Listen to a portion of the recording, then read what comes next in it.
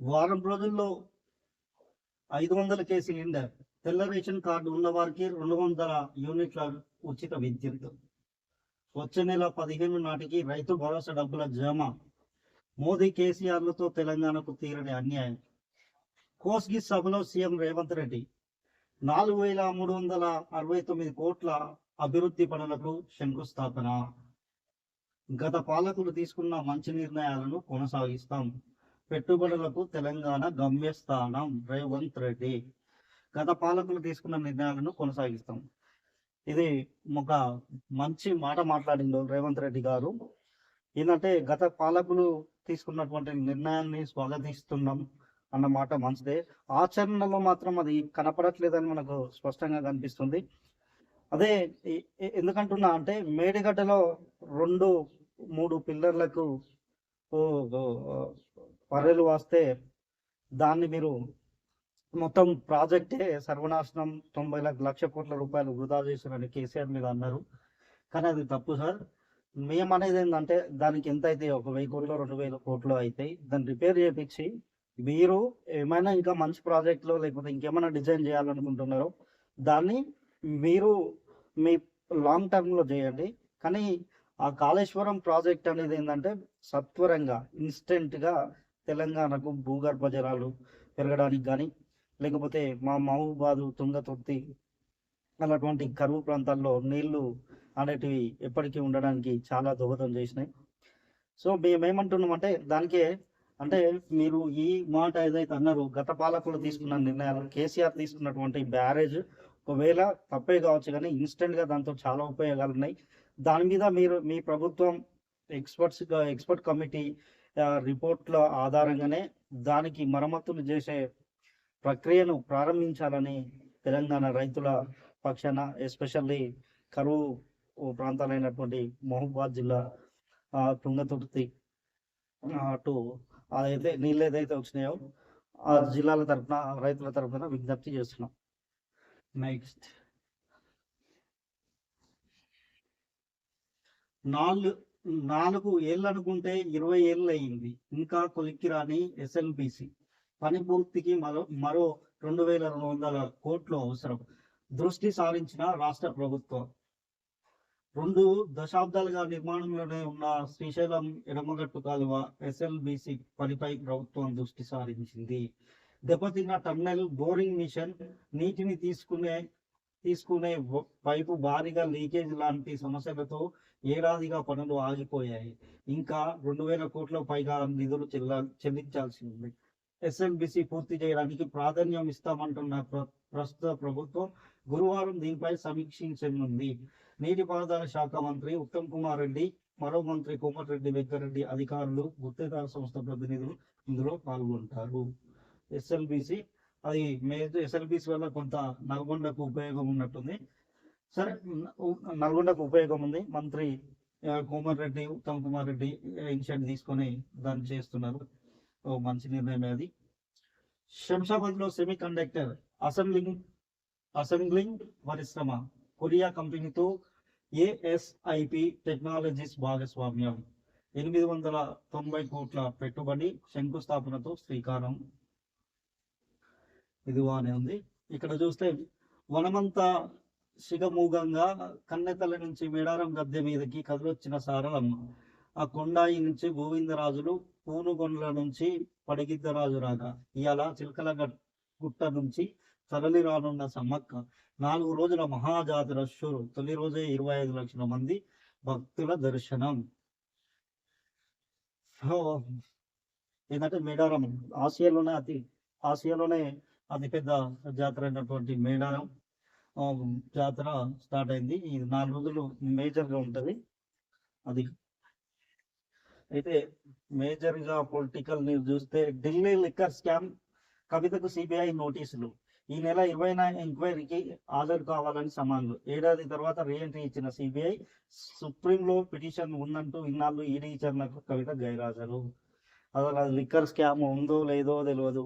అసలు ఆ స్కామా లేకపోతే బెదిరింపులా లేకపోతే రాజకీయం కోణం ఉందా ఏం అర్థం కాదు. ఆ సెంట్రల్ గవర్నమెంట్ ఏం చేస్తుందో, ఆ సిబిఐ ఏం చేస్తుందో, ఆ కోర్టులు ఏందో నాకైతే కొన్ని స్కామ్లలో అసలే అర్థం కాదు. రైతుల ఆందోళన తీవ్ర ఉద్రిక్తం. కనౌరి నుంచి ఢిల్లీలోకి చొచ్చుకొచ్చేందుకు రైతుల ప్రయత్నం. టియర్ గ్యాస్ ప్రయోగించిన పోలీసులు, రబ్బర్ బుల్లెట్లతో కాల్పులు, గాయాలతో యువ రైతు మృతి. పోలీసులే కారణమని రైతుల ఆరోపణ. 160 మందికి పైగా రైతులకు గాయాలు. ఇది రైతుల ఆందోళన అనేది మరి గవర్నమెంట్, సెంట్రల్ గవర్నమెంట్ అయితే దాని మీద ఒక నిర్ణయం తీసుకోవాలి. రైతుల సమస్యలను పరిష్కరించాలి. దాంట్లో చూడాల్సిన అవసరం అయితే ఉన్నది. అది మేజర్గా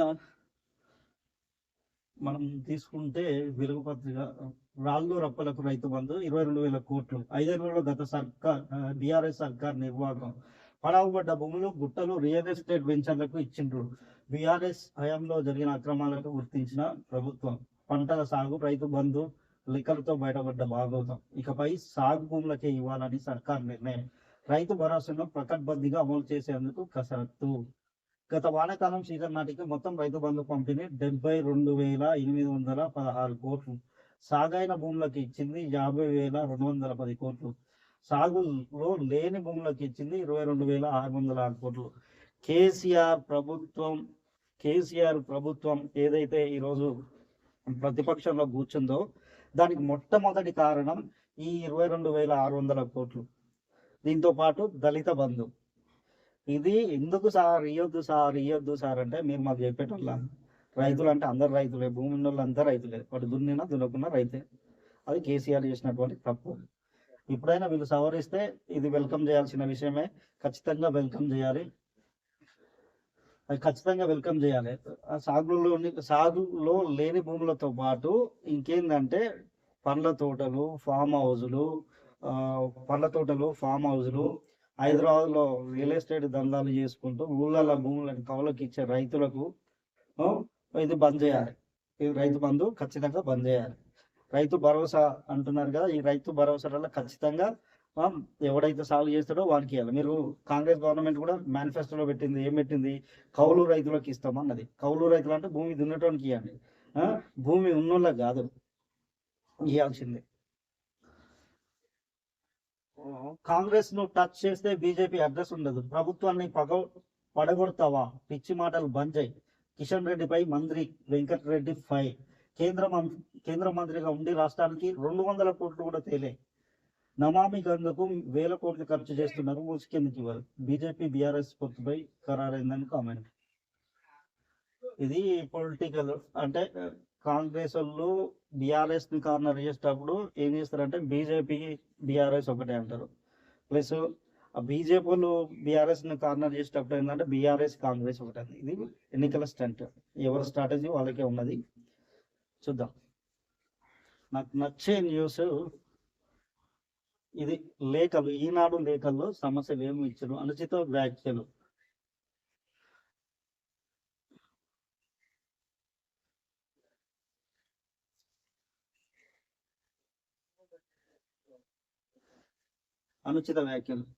కొందరు వ్యక్తులు సామాజిక మాధ్యమాలను వేదికగా చేసుకుని రాజకీయ, వ్యాపార, సినీ రంగాలకు చెందిన ప్రముఖులు మహిళలపై అనుచిత వ్యాఖ్యలు చేస్తూ పోస్టులు పెడుతున్నారు. వీటి వల్ల చాలా మంది బాధితులు తీవ్ర మానసిక క్షోభకు గురవుతున్నారు, బలవన్మరణాలకు పాల్పడుతున్నారు. ప్రభుత్వాలు సామాజిక మాధ్యమాల దుర్వినియోగాన్ని అడ్డుకోవడం ఎంతో అవసరం. జి వేణుగోపాల్, హైదరాబాద్. ఇది నిజంగా అంటే వాళ్ళు మాధ్యమంలో సోషల్ మీడియా అంటే ఫేస్బుక్లైనా, యూట్యూబ్లైనా, లేకపోతే ఇన్స్టాగ్రామ్లైనా ఒక వ్యక్తిని డిఫెండ్ చేయడమైనా, లేకపోతే వేరే వ్యక్తుల యొక్క పర్సనల్ విషయాలనైనా, లేకపోతే వాళ్ళని కార్నర్ చేసుడు, టార్గెట్ చేసుడు అనేది చాలా మంచి పద్ధతి కాదు.